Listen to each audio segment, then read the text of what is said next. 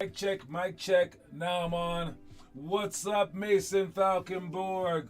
What up, Josias? I said that I come in and I feel like I'm Mr. Rogers.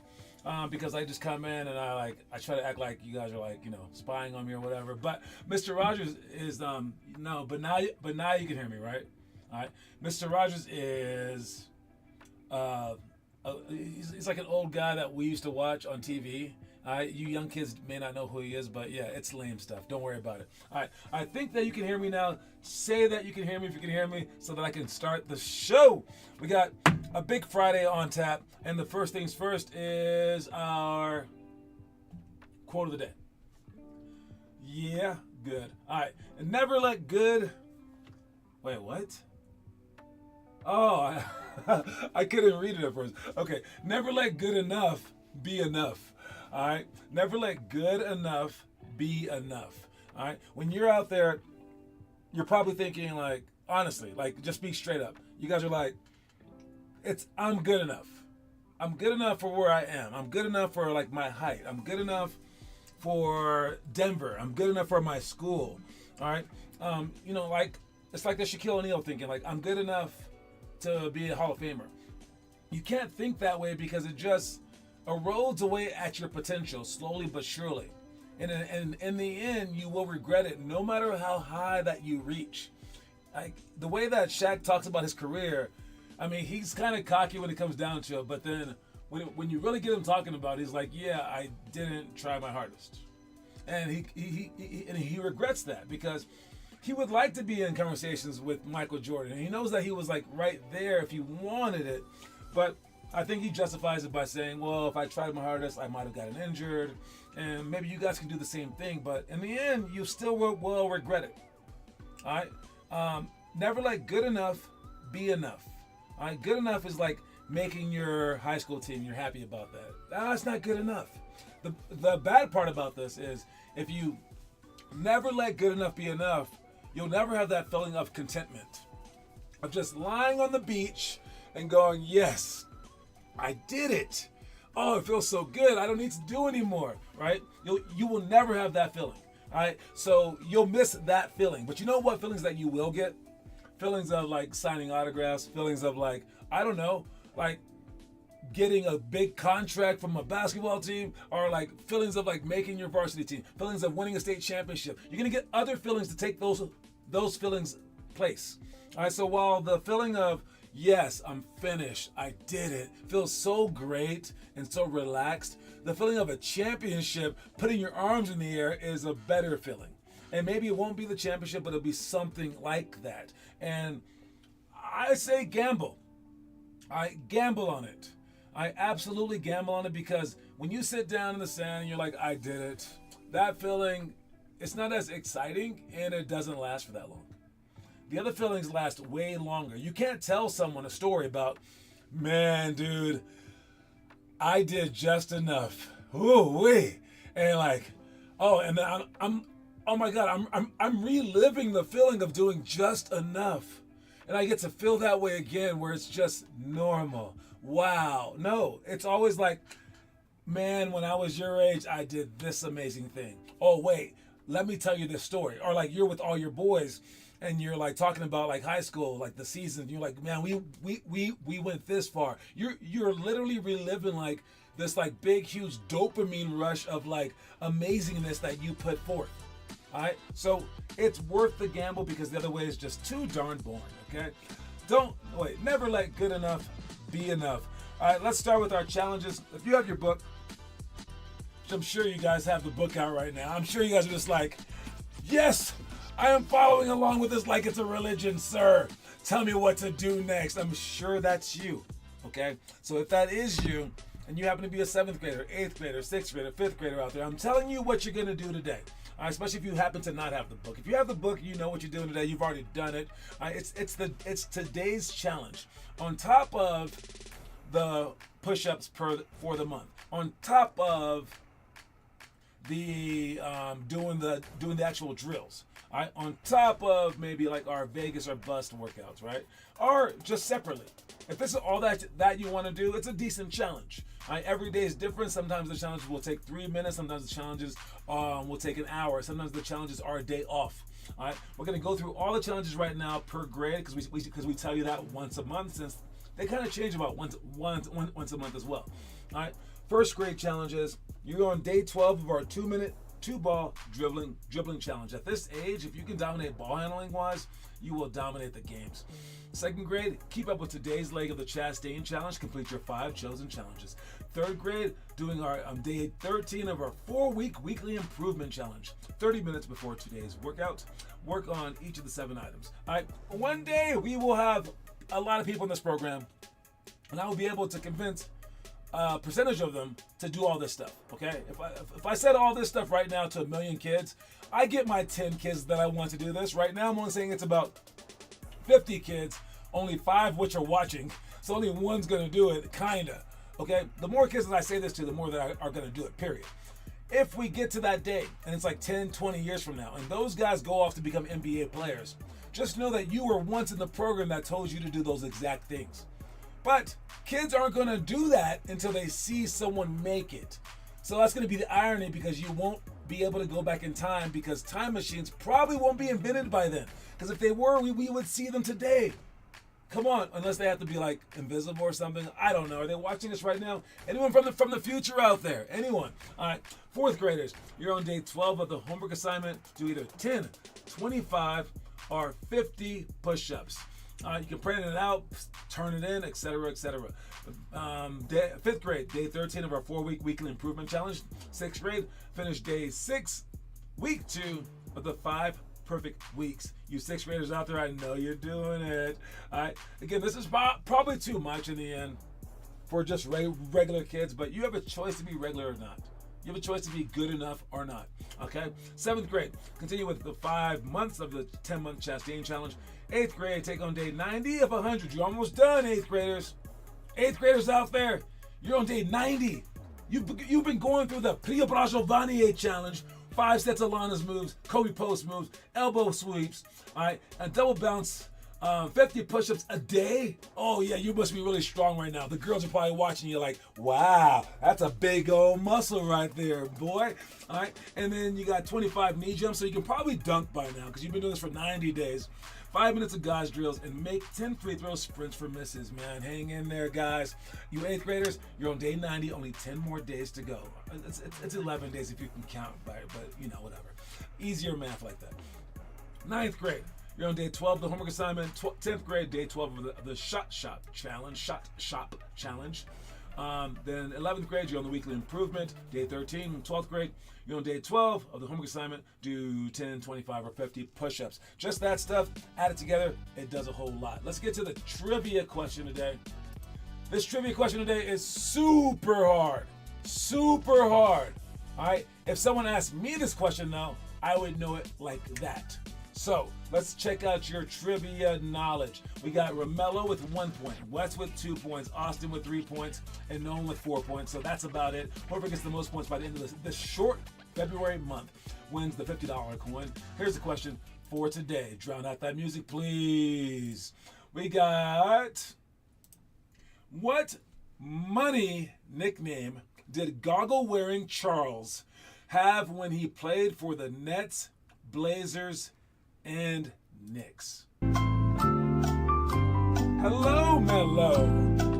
What money nickname did goggle-wearing Charles have when he played for the Nets, Blazers, and Knicks? I made it sound like a riddle because I like riddles, okay? Actually, I don't really like riddles, I gotta be honest. But I like creating them. It's kind of like poetry. I like it. So if you know the answer, I don't think you can ask Google this answer. Google the goggles, maybe? I don't know. You can figure it out. You have until the end of the show. Good luck. If no one answers it today, I'll ask this question again next. I told you it was hard. I told you it was a difficult question. I told y'all. Anyways, I'll let you guys get to it. And I am going to commercial.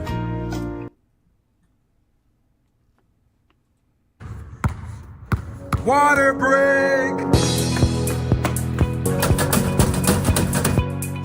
Something know about Mendoza, sewer, and water. That's better. Yes, back. I'm back. Honestly, no one's gonna get that question. Come on, who said that? Bread truck. Bread truck. Was that the nickname? Oh, because bread means money, I guess. No. Bread truck. Is that really someone's nickname in the NBA? Is someone's nickname really bread truck? No. That's not it at all. Sir Charles? No, that's not even a money nickname. Come on, guys. Seriously. Okay, I told you it's gonna be hard. But again, if someone asked me this question, honestly, I swear to you, I would name it like that. But that's just a question that I happen to know. All right. Anyways, we're moving on to the movies. All right. We talked about the first grade movie, second grade movie, third grade movie. First grade movie was Brian's Song. Second grade movie, Angels in the Outfield. Third grade movie, Chariots of Fire. Seventh grade movie, The Blind Side. Eighth grade movie, Gladiator from 1992. The boxing Gladiator. Ninth grade is Coach Carter. 10th grade, Concussion. 11th grade, Bull Durham, and 12th grade is Ali. But we're talking about right now the 4th grade movie, and that is Bend It Like a Beckham. All right, I have seen part of this movie on an airplane. It looked decent enough. All right, now we're talking about David Beckham. He's an actual soccer football player. All right, and it's cool to have just a movie named after him that doesn't include him in the movie. That'd be so surreal. I wonder if they had to ask his permission. But yes, it's about these two lovely ladies, and it's a movie. It's pretty iconic, but I haven't seen enough of it to give it a grade. But I do know that it's iconic, so if any of you 4th graders out there watch it, let us know. Post it online. Let us know what your thoughts about the movie without giving up any spoilers, though. All right, next movie is The Bad News Bears. There were several different GIFs that I could have chosen for this movie, none of which were as innocent as this one.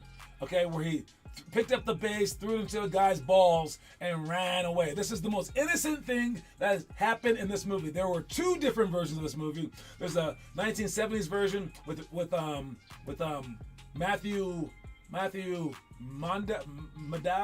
How do I say his name? Matthew something. Wait, I forgot his name. The Odd Couple guy. All right, and then the other one was with Billy Bob Thornton, and maybe like 2010 or something like that. Either way, though, this movie's crazy. All right, the most recent one was just kind of crazy. This past one is insane. If you can trick your parents into letting you watch this movie, what is it? Is it the 5th grade movie? Oh yeah. Okay, so in this movie, kids are like drinking beer. The guy, like their coach, is like drinking and driving. Like they're talking about like abortions. Like it's like crazy level of like insanity. Not to mention all the crap that like every kid cusses in this movie. It's hilarious. But the basic gist is it is a team full of bad players who rally around being bad, I suppose. But it's all your different cliches. Like they have a few good players that randomly come on and the coach learns lessons and things like that. But it's funny. It's interesting. It's definitely how kids act, okay? So this movie, The Bad News Bears, was probably like the peak level of like what kids actually act like. All right? All the movies today, they just pretend that that's what you act like. This is what actual kids like in your school act like. Trust me, all right? Everything involved is exactly like kids actually are. And it's a funny, epic movie. I'll give it a 44 out of 50 stars because it's pretty legendary. All right, last movie that I'm talking about is a 6th grade movie. This one is a crazy one. Blades of Glory. Yes, Blades of Glory with Will Ferrell and Homeboy from Napoleon Dynamite. I don't think he has a name. I think he's called Homeboy from Napoleon Dynamite. And it's just a silly movie, but it's fun. It's interesting. 39 stars out of 50. That's all I got to say about this. But if you watch it, you will definitely be entertained. You'll definitely laugh. And good luck. All right. Moving on to our itinerary of stuff. The itinerary today. We got scare shots coming up soon. Practice that stuff. Tiered free throws, which is one of my favorite free throw games. Inverted Euro steps. So that we haven't done that one in a while. Inverted Euro steps coming up. Around the cone spot shots, pick and roll against the drive, 180 tangent for shots. All that stuff coming up next Monday. Today's Friday, though. We got numbered scissor shots. That's going between your legs as the coach is calling out a number, and then you shoot whenever they call out your number. All right. The way that this drill is normally done is that the player calls out the number like out loud, and they just dribble. But I like shooting drills. So shooting during your number is the same thing as calling it out. So just dribble the ball with your head up, and all will be good. All right, pick and roll slip. This is if they show too early, and you can just slip before the screen is even set. But the pass that we're making is a very, very difficult pass because we're not allowed to wind it back. All right, and then catching the ball and scoring layup is even tough, so we got to work on that stuff. All right, 2 ball dribbles. What's up? What's up, Teo Trujillo? All right, then we got 2 ball dribbles as well, under the chair dribbles, so you can learn to dribble properly and low so that people can't steal the ball from you. Curl jumper series, where we're coming off 3 different ways, but make sure that you guys do it efficiently. And then one-on-one high post flash. So take a look at all those things. Let's do it one by one.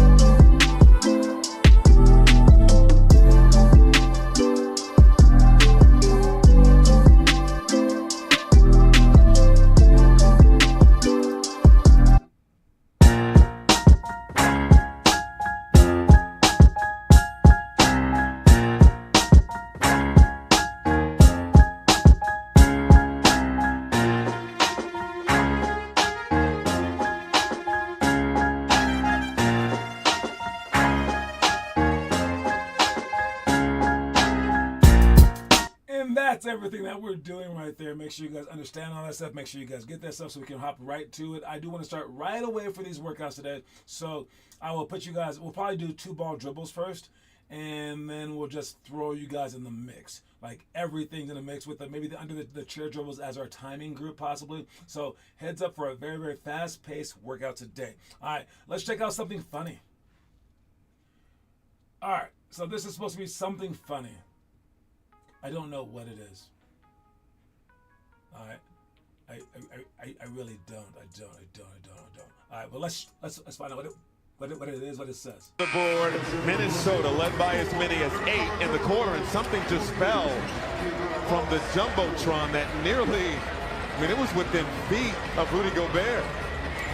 Looks like, and there might be the board, Minnesota led by as many as 8 in the quarter, and something. All right, so I don't know if you saw it, but something from the ceiling fell and almost hit Rudy Gobert. All right, now normally this would not be funny. All right, see him kind of like jump. It fell from the Jumbotron. Normally this would not be funny, but it is Rudy Gobert.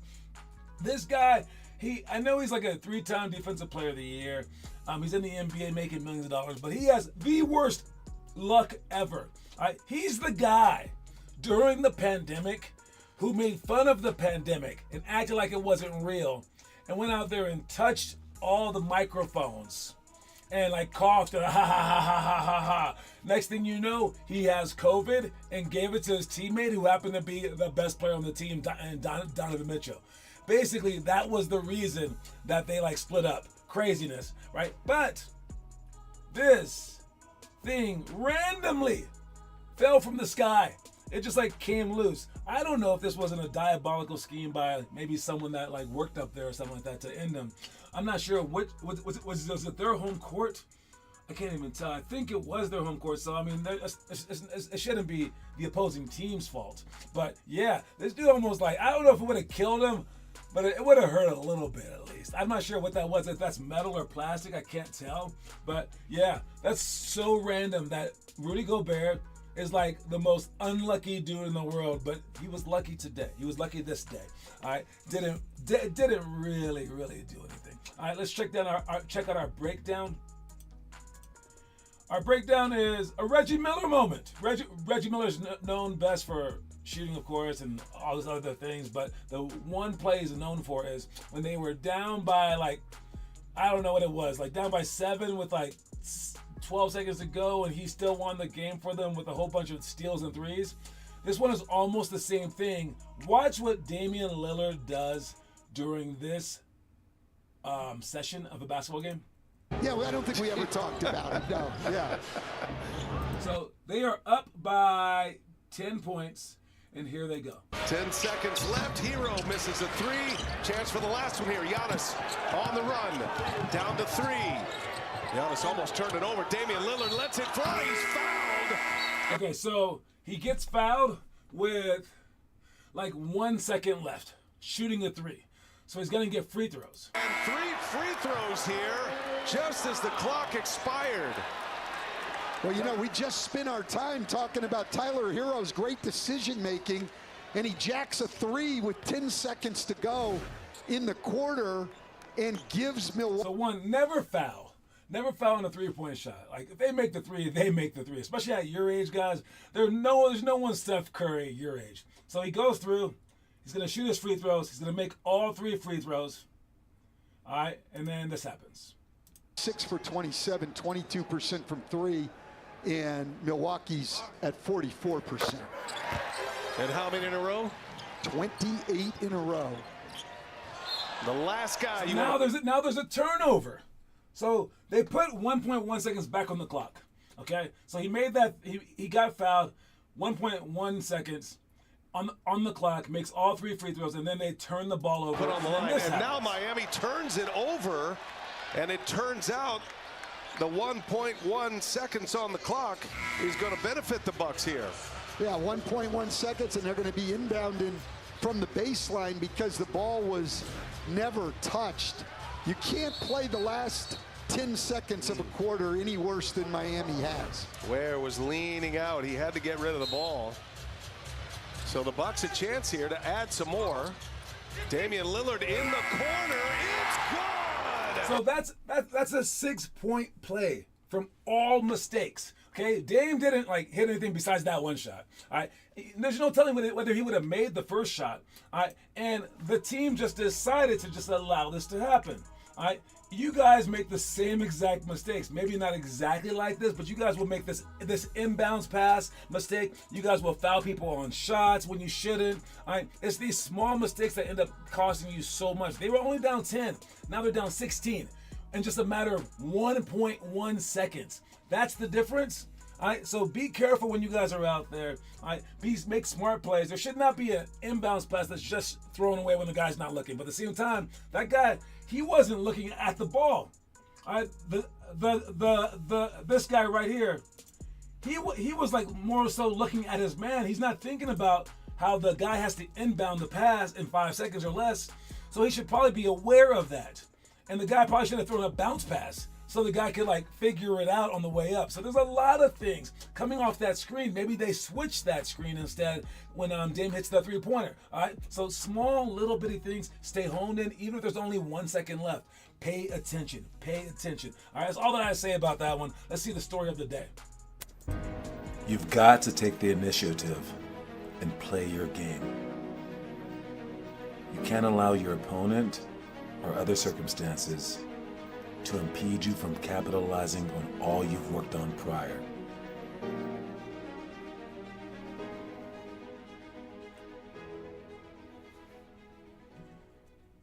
All right, now this is one of those things where you get workout coach or trainer John and coach John saying two different things. Okay, as a coach, my job is to win. As a trainer, my job is to make you better. There is no way I'm going to tell you to dribble the ball up the court if you can't dribble the ball up the court and just lose the game. As a coach. As a trainer, I must tell you, dribble the ball up the court. But there's a little in between. If you put in the work for something for like months, let's say, then try it in the games. If you don't put in the work, don't try it in the games. So that's the combination of trainer John and coach John talking. Only the things that you've worked on do I want you trying those in the game. But also know that there's a little consequence for it if you mess up. It won't be major. You're not out the entire game, but you will be like talked to. And if that talk to is like too much, then train more. Put it on yourself. Don't put it on people like me. But you've got to take the initiative and play your game. Yes. If you're a shooter, you're a shooter. If you're a driver, you're a driver. Play your game. Go out there. Show them what you can do. You can't allow your opponent or other circumstances to impede you from capitalizing on all you've worked on prior. But that's the main part. Only the things that you've worked on prior. All right? Not just the things I think I should do. Let me just jack up a three. How many threes have you shot in the last week? None. No, that's not you. All right? On the things that you've worked on, you must do those things. All right? So be brave out there, but be even braver when you're working out. Be even braver in putting in the time. All right? And let's see, speaking of who's putting in the time, who is putting in the time? Because you are what you do, not what you say you do. All right? We got Yellow Backpack Boy. All right, we got Sandoval, Mendoza, Valkenborg, Lincoln, Chacon, Caden. That's from Michigan. All right, keep doing the homework. Not just to get out to get out the runs, but to actually improve. All right, because the amount of time that we work on during the actual workouts does not weigh the same as the entire time. Nobody has answered our trivia question yet. I will ask this question again next week and in the weeks to come. The guesses that we had were Sir Charles and Bread Truck. Bread Truck. That might be the worst guess in the history of this trivia game, but I'm glad that you guessed. I'm not trying to dog anybody because I just said, you gotta go out there and be bold, right? But yes, what money nickname did goggle-wearing Charles have when he played for the Nets, Blazers, and the Knicks? Sir Charles is Charles Barkley. He did not play for the Nets, Blazers, or the Knicks, actually. He didn't play for any of those teams. But yeah, you can probably type some of this stuff in online, but I'll ask it again next week because now the show's over. All right, but I will talk about the quote of the day again. Quote of the day. Before we have games, we have games. Our game times have been changed. All right, know that our game times have been changed. For the 8th grade, it's still like basically midnight with those two games. But the other ones, well, you can only answer one time. So that was to prevent people. We asked the kids, are you allowed to answer more than once? So no, you may only answer one time. So I won't even say if that's right or not. I'll ask again next week. All right, because I think we asked them like, what year was this question? And some people started just going 2001, 2002, 2003, and they would make like 20 guesses. So everyone decided back in the day that only one guess per time.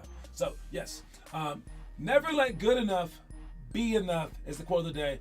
The small kids, your game times have changed on Saturday and Sunday, so make sure you guys are aware of those times. But the older kids, your games are still where they were. Make sure you guys sign up for those so we have enough. And that's my time. I'll see you guys soon. No one won for the trivia today, but I'll ask the same question next week. I'll see you guys then. All right, that's my time. Cue my music. I'm out. Peace.